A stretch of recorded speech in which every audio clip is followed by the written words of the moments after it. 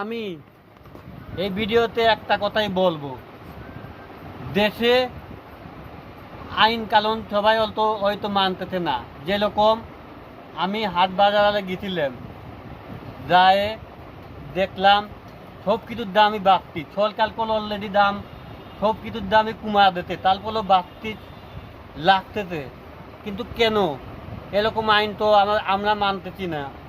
আমরা এ কথাই জানাবো সরকারে, এত দাম তো সরকারের কমানো হয়েছে। আমি এই জন্য এই ভিডিওটা আমি বানাইছি, আর হাটের সব দৃশ্য ভিডিও তুলে আনছি। এটা ইন্টারনেটে আমি দেব।